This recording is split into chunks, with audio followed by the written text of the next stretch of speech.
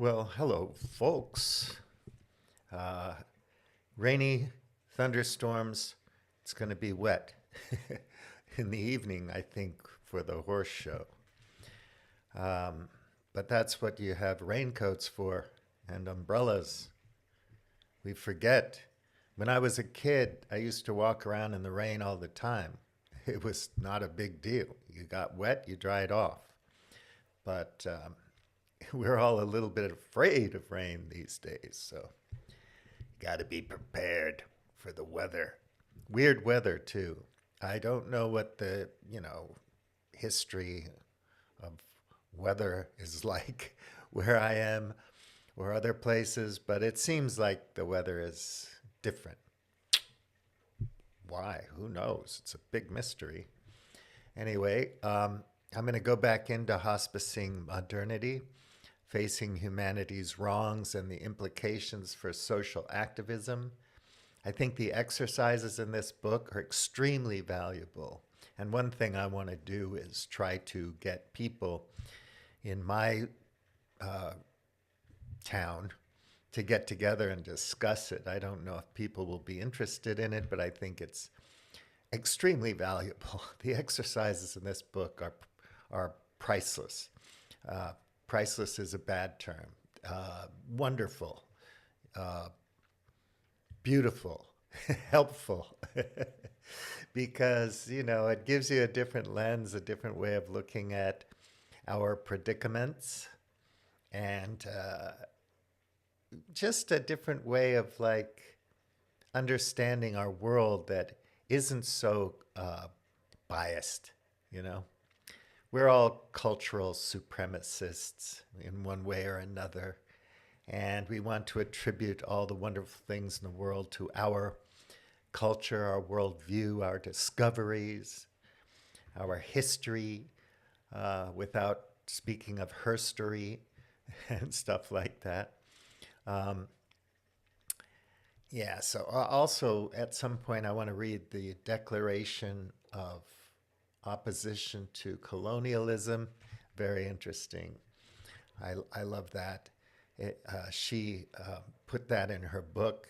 I want to post that and talk about that as well. But before I get into hospicing modernity, Eric Lee, sometimes he puts up stuff that I find extremely helpful for me in my quest for understanding. And he put up a piece today in Medium called Metaphysical Categories. And he quotes a few different categories like agnosticism, pure pantheism, nihilistic atheism, dualist theism, and so on. And there's a really nice chart there.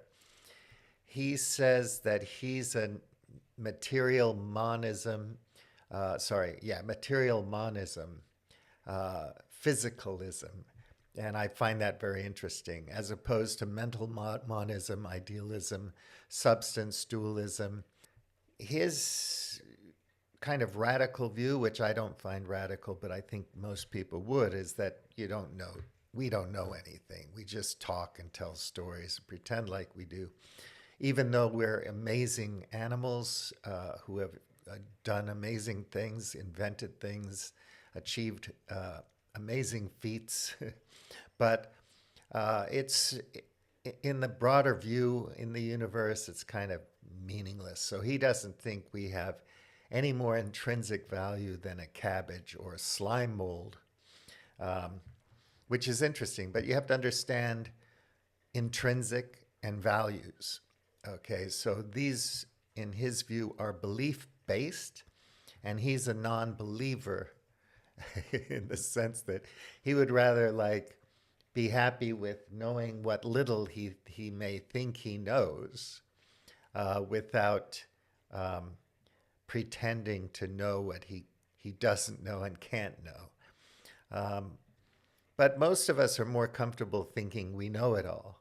I mean, even if we don't know it all and we know we don't know it all, we're comfortable with, feeling like we know it all, or our people know it all, or we come from the know it all section of the world. And it kind of, I I don't know if he's read this book we're looking at, but it's quite interesting. Anyway, I'm not going to go through that, but he quotes Donella Meadows again, Thinking in Systems, which is one of my favorite go-to books to share with people. Uh, he likes her as well. And I just suggest you look it up. I'll post it at the usual places. But all right, so facing humanity's wrongs and the implications for social activism, Vanessa Machado de Oliveira. And I think it's a beautiful book, copyright 2021. Oh, sorry, I didn't finish the circular patterns. Continued. Authority. Okay, I'll go ahead and do that one. Oh, and real quick, I'll just show you the Eric Lee. Okay, Eric Lee, defined by a medium philosopher, subject to his mind. So anyway, it's interesting. So let me go back to where I was. All right, so um, circular patterns. I didn't finish it. Goodness gracious! I should have clicked next on this uh, PowerPoint or whatever it is. It's a PDF, but the way it comes up, I have to click the arrows to get it to move on. So, authority, appointing oneself or a designated person as the moral and political authority with the right to arbitrate justice, or an epistemological authority with the right to adjudicate the truth and the most desirable path towards change. Pope Francis passed away recently, and they're going to find another pope. They would be in that category, I'd say, an authority, right? Generally, this pattern re-silences those who are systemically ignored and imposes one's own desires and expectations onto others' existence. E.g., I should be the one to determine who and what is valuable and deserving of which rights, privileges, and punishments. And we see that all over the world all the time. And I do anyway, because I've traveled so much. And, it rubs me the wrong way, always has. I didn't always have the vocabulary or the language to articulate my feelings, my intuitive reactions to things. Over time and reading, one becomes better able to articulate one's intuitive reactions to things. But, it takes time and it's a never ending process. Next one is recognition, seeking affirmation of one's righteousness, redemption, and exceptionalism, often to justify one's merit and the enjoyment of privileges. Where have we seen this, right? The rules-based order, manifest destiny, the new era of Trumpian colonialism and imperialism, whatever, it is what it is, right? And so there's that. But it's everywhere. It's everywhere you look. It's like the British Raj and all that kind of stuff. It's throughout history, right? The Pax Romana, Roman Empire. You play along to get along, you're going to be fine. Otherwise, we're gonna use our military to make you conform.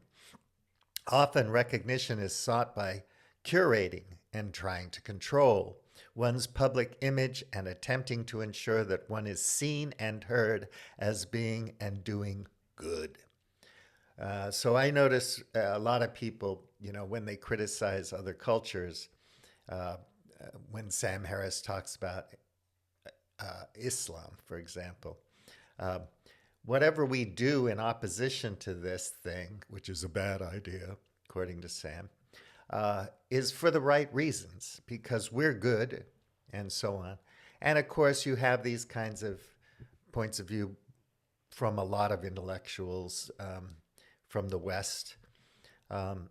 This is a circular pattern. This circular pattern serves as a distraction from focusing on the work necessary to interrupt harmful systemic behaviors and desires in oneself and others, e.g., but don't you see that I'm one of the good ones? So, white hats, black hats, good guys, bad guys, cowboys and Indians and all that kind of stuff.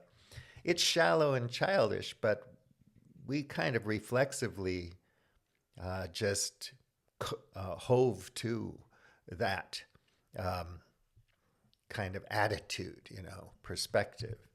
So those are interesting. So that's finished. Okay, let's move on to the next one. Here we have an interesting table, heads up, and I found this one really interesting in the book. And I think it's very useful to pass your thinking and perspective and judgments through this type of a process if you want.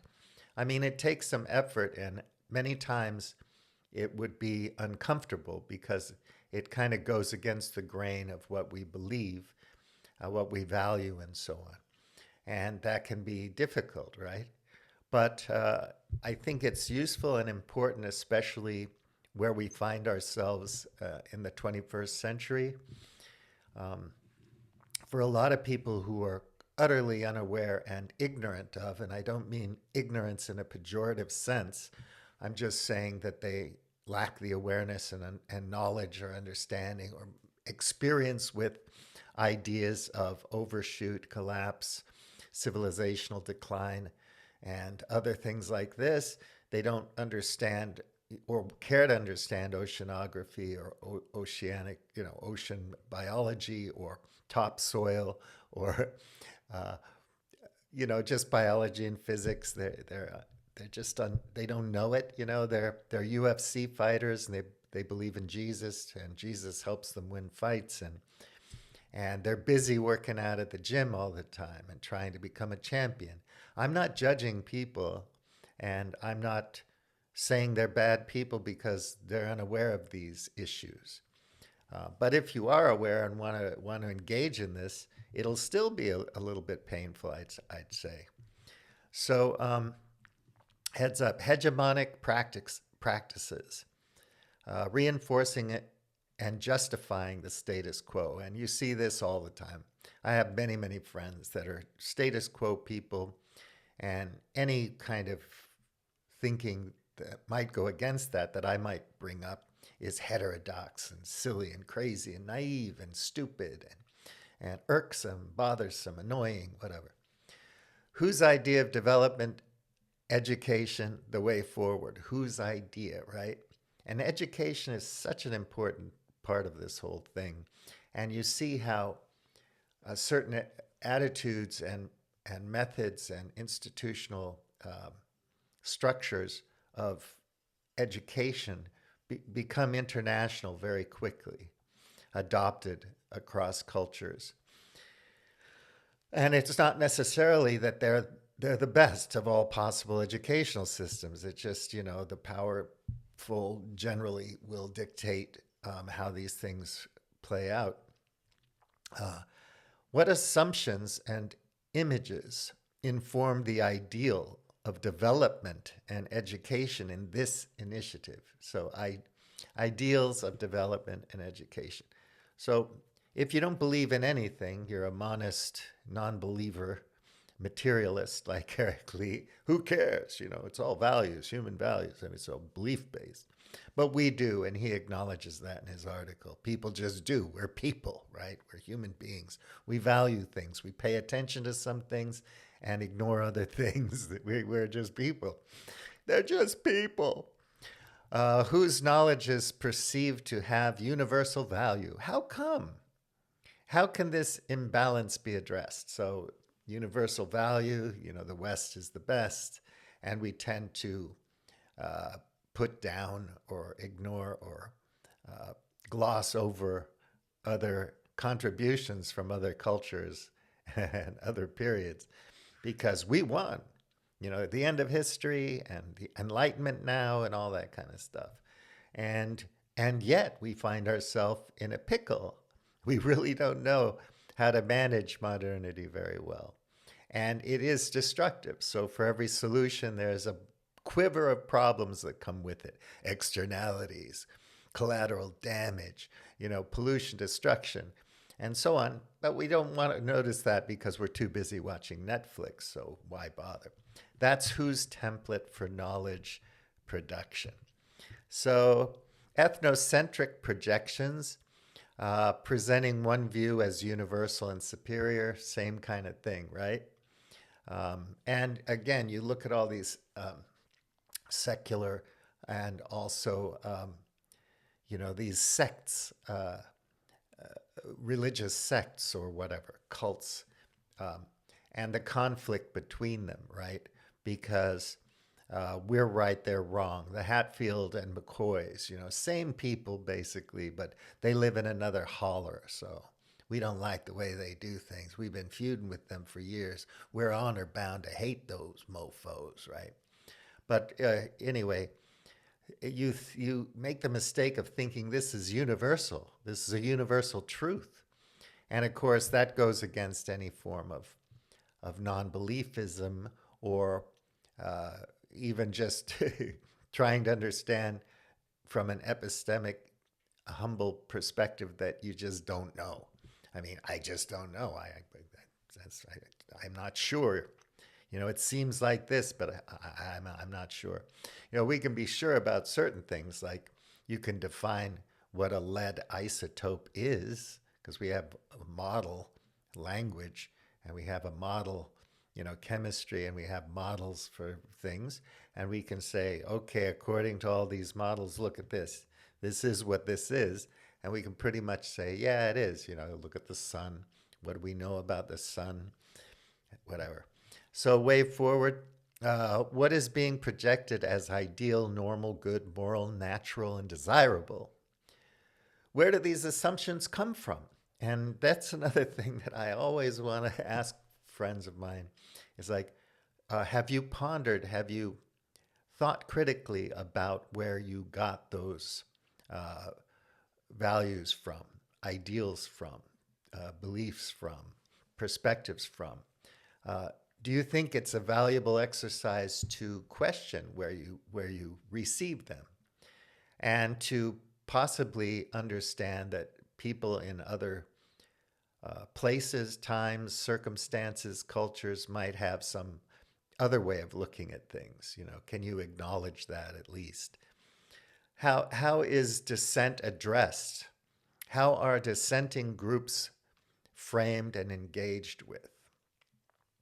And that's another thing, right? They're against me, so they're idiots. I hear this all the time. So all Trump MAGA people are idiots, full stop. Enough said. Let's move on, okay? Obviously, that's not true, but it depends on how you define an idiot. We're all idiots. We're all freaking idiots. It depends on how broad your definition is, whether it's disparaging, whether it's hateful, and other things. But how do you frame them? Are they fools? Are they ignorant? Are they evil? Savages? Look at them. They don't have escalators. They're savages. They walk upstairs. What the hell? They're primitive people, you know. So, ahistorical thinking, forgetting the role of historical legacies and complicities in shaping current problems. So, politics and everything else. It's like, oh, well, we're still in a pickle. I mean, we had World War I and World War II, and we're like hoping to get into World War III now. I hope I don't have to use those trillions of dollars of defense budget in a real war, but we peace through strength. No imagination, no alternatives. We're just going to invest all our money in weapons and in the military, and to hell with services for people. You see this every day on the news. They're cutting this, they're cutting that. Um, when it comes to healthcare and education and human services and natural services, or protecting ecosystems, anything basically, cut it, man. The war with China is too important. We have to have an arms race, right? It's just so bloody important, and you can't look back at history and learn anything from any of that. That's just one example, but you can point to millions of examples like that where you're just not learning from the past at all. And if you're worried about, like, well, the first century AD was like, a long time ago. You don't really know if Matthew wrote the gospel or not, or if it was actually written in this second century, or, it's kind of foggy past. What do we really know about the pyramids? You don't have to go that far back, right? I mean, there are ways to evaluate and learn from lines of evidence that go back tens of thousands of years, but you can just go back to the 20th century and learn a lot if you want to, and put things in historical context. You can do that, from like 2001 till now. Did we learn anything? So, how is history and its ongoing effects on social, political, economic relations addressed, or not, in the formulation of problems and solutions in this initiative? So, we're kind of looking at heads up when you're looking at initiatives in this thing. So think about this, heads up, pay attention. How is the historical connection between dispensers and receivers of knowledge framed and addressed? So you have to think about the framing, the attitudes behind it, the prejudices, the dogmas, all of these kinds of things. And how is it being framed? And does that matter? How does that affect whatever it is we're trying to do?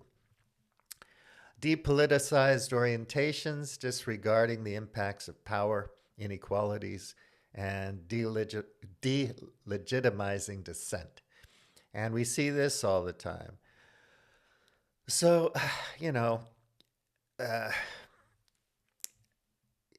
postmodernism and critiques of power and whatever. Nobody reads these thinkers. You're not going to read Foucault. It's just not fun, and or anybody else. Second, third wave feminism, whatever. Uh, you know, uh, Ta-Nehisi Coates or something. It bugs you that people have a bone to pick with power, right? Why should it? But anyway, disregarding the impacts of power inequalities and delegitimizing dissent, right? So you're just saying, suck it up. And you can't do that because there are impacts, right? And it's important to understand that. And there are inequalities. You just have to recognize it, right? Jordan Peterson, people like that. There's no absolute equality. Nobody's talking about absolute equality. We're talking about inequalities here, whether they have any impact on anything. So, what analysis of power relations has been performed? Are power imbalances recognized? And if so, how are they either criticized or rationalized? How are they addressed? Right? Do educators and students recognize themselves as culturally situated, ideologically motivated, and potentially incapable of grasping important alternative views? And I notice this with people I talk with as well. They're just unable to look at alternative views because they're ideological and cultural, and motivated reasoning and groupthink and all that kind of stuff is too powerful, and they can't see beyond it at all. And they're not willing to even try. So if you talk to them, it's like, well, I can see your mouth moving, but there's nothing coming out, like Ross Perot, right? It's like a horse chewing on oats. So they look at you like you're some alien creature speaking a foreign language if you say, can you take on board these alternative views? So a lot of friends, when the Ukraine war began, it's black and white. It's all Russia's fault, and there were no preconditions there at all. It's just one day it happened, and these bad guys did it. And you say, okay, that's your perspective, and let's dig into that a little bit. No, we don't have to dig into it. Putler's bad. And you say, okay, well, that's okay, but don't you want to know what they're thinking over there, the enemy? I mean, wouldn't that be useful? Or wouldn't it behoove you to care about what the the big bad evil dude is thinking, and it might help you defend yourself against the big bad Putler or you know, evil Russia, evil China, whatever. But they don't even want to know these people. They don't want to know their culture. They don't want to know what they're thinking.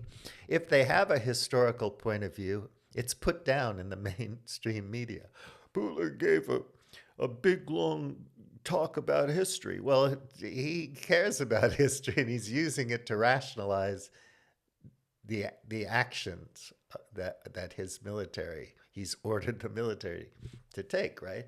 Wouldn't it be good to understand that a little bit rather than just saying, well, he's talking about history, he's trying to give an argument, you know. You can't argue with Putler because he's just evil, right? So you don't want to know anything about the guy. I think that's kind of idiotic. So self-serving motivations invested in self-congratulatory heroism all the time, right? And I have friends whose great great grandfather got a medal in World War One or something. They're so proud of that. I mean, they didn't get the medal. They had nothing to do with it. The war was totally horrific, and by my standards today, personally, I think it's ridiculous. Obviously, I didn't grow up back in the late 19th, early 20th century. I would have thought differently had I grown up there, probably. But um, it's just like you take that on and you say I'm a hero too, or Yarvin's infatuation with Carlyle and his great men of history and heroism. You got to have heroes. So what the hell does he do? Nothing. He's a blogger. He just sits around and talks nonsense all day with people who find him attractive. There's no real challenge there. He's not talking to people that can really challenge him. He's just going to sycophants and entertaining them, and people find it interesting. I find it interesting. So, how are marginalized people represented? How are students who intervene represented? How is the relationship between these two groups represented? So, she published this in 2021, which means she probably started working on it earlier than that, a lot earlier. Probably thought about it for decades before she wrote this book. And we see now how students are treated who find it untoward or distasteful or uncomfortable that 45,000 bombing sorties over Gaza in a year. This little tiny prison camp, open air prison camp, where these people are trapped and they're just bombing it relentlessly. Some people might find that kind of odd or uncomfortable, and they might say something about it, free speech, absolutism, the right to protest. And they might want to voice their feelings about that. And we just write them off, Greta Thunberg, well, shut up. What do you know? You're stupid. And and then we label them. How do we, so in the other one, you can see this happening now. It's just like uh, we're not going to acknowledge the violence of this situation, and we're definitely going to frame these students who are young people and don't like the Vietnam War back in the day, or don't like the war in the Middle East today, and we're going to just call them terrorists, right? Uh, that's how we're going to frame it. It's just mind-boggling to think about. So again, the headings heads up: whose idea of development, education, the way forward, whose template for knowledge production. Okay, next one is uncomplicated solutions, offering feel-good, quick fixes that do not address root causes of problems. So I see this all the time in people in the climate change space on the YouTubes who are basically marketing arms for green tech. I'm not saying it's a bad thing to make money on some solution to growing food more sustainably, or uh, you know, uh, electrical grids that are more sustainable, anything like that, right? Electric cars or little solutions, high-tech solutions, modernity, modern techno-industrial fixes, you know. My thing, my my frustration with them is they're not talking about the root causes of the problem, and modernity and technology and industry itself is at the root of the problem. You have to address how that's operated, the structures and systems within that, would you call it hyper object or superorganism or whatever, and take that on board, right? And say there's no easy solution to this. Just because you invented a better battery doesn't change the game. You know, it's a game changer. You know, I think that's just marketing, right? And most of this stuff that we watch and get excited about is just marketing. We're so easily marketed to and get excited about new stuff. Is the urge to make a difference weighted more in decisions than critical systemic thinking about origins and implications of solutions? And again, this is so important because I want to make a difference, and you know, we got to make a difference. We need a solution. We're not going to think about the origins and implications of the solutions. So why do we need a solution to this problem? Again, politics, right? They always have to fix what the last administration screwed up, you know.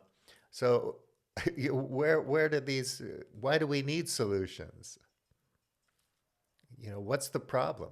Oh, global heating. We're heating up with our carbon emissions or whatever. Believe it or not, uh, there's plenty of evidence for you to understand what's going on, but you don't want to believe it. That's okay. Anyway, it is what it is. And why? Why is it? Why do we need solutions? Why do we need carbon sequestration? Why are they talking about that? Why are you going to invest in a company that's, you know, got the, you know, spreading hype about their carbon sequestration technology, right? We're going to have to, at some point in the near future, we're going to start geoengineering because it's going to be the last gasp. We're going to get to that point, and then people are going to try to make money off of it, obviously, because the market is the only solution to any problem. Oh boy, are simplistic analyses offered and answered in ways that do not invite people to engage with complexity or recognize complicity in systemic harm? Again, we talked about that yesterday, but complexity is a thing, and, you know, it has to be understood as a core reality. And the more complexity we introduce, the more difficult things become to manage. They become more volatile and fragile and out of our control, believe it or not. So you know, you have all the fail safes in the engineering project, but one thing goes wrong and the whole thing falls apart. We make these really expensive high-tech jets, and they're worth tens of millions of dollars, and we just throw them out there to get shot down by some simple thing that's much cheaper. You know, there's a big discussion now as to whether Yemeni missiles could have caused the aircraft carrier to move in such a way that caused the jet to fall off the aircraft carrier and sink to the bottom of the ocean. But this is the solution because big high-tech planes is good business. People can make money. There's a whole ecosystem. Pardon me for insulting the word ecosystem, but it's common usage in the business world. A whole business ecosystem to build a very complex jet, fighter, bomber, or whatever it is. And a lot of people can make a lot of money, jobs, you know. So, you know, that's what they're going to do. They're not going to think about the deeper complicity and systemic harm and things like that, whether or not it's causing a problem just by doing it, you know. Um, so, paternalistic investments, seeking gratitude from those who have been helped. You should thank me for what I've done. You know, Bill Gates sends some special mosquito nets to Africa and suddenly everything's sorted out. If Africa just developed and became a first world continent, uh, then everything would be rosy. You're not going to think about energy issues, material issues, psychological, cultural problems, all of these things. You're going to expect them to thank you for, the Brits in India, you should be thanking me for the wonderful institutions we brought you and all this stuff, as opposed to respecting what they had, even a little bit, maybe there was something beautiful and valuable and good about whatever they had. But no, West is the best, so you should be thanking me. And we see this all the time in our culture, right? You live in my house. Um, I take care of you, blah, blah, blah. You should thank me for making you, for oppressing you and treating you like garbage. So, blah, blah, blah. Anyway, there's a million examples like that. I'm not coming up with any good ones right now. How are those at the receiving end of efforts to make a difference expected to respond to the help they receive? Yeah, it's really good questions here, man. Does this initiative promote the symmetry of less powerful groups and recognize their legitimate right to disagree with the formulation of proposed problems and solutions? Why should they? I know better. I'm coming from a higher level of knowledge and complexity and genius and history and everything. I'm here because we're great. Um, why should I, listen to your side of things? Why should there be any symmetry? Absolute equality. There's no such thing. It's just like write them off. People, intellectual influencers in the West that criticize these types of things, and schools of thought and philosophy and sociology and psychology and whatever, these people generally don't know what they're talking about. A given academic may have expertise in a narrow field of study, but it doesn't make them generally aware of these complex interactions between domains of interest and understanding and so on. So they don't know shit. But because they can talk good, we think they're freaking geniuses, right? And we pay attention to them because they're so emphatic, so smart. If you're self-deprecating at all or admit that you don't know it all, people just flit away. So anyway, I'm going to end it there because, wow, geez, time flies, doesn't it? But I think, let me see, I think that's the end of that one. And thanks for listening. I hope you enjoyed that. If you did, please like the video.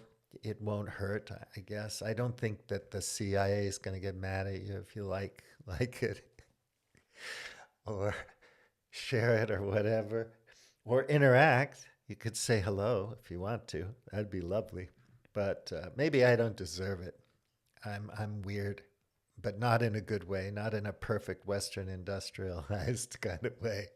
So whatever. Anyway, I enjoyed making it. I'm glad you watched it. Take good care. Bully MT out.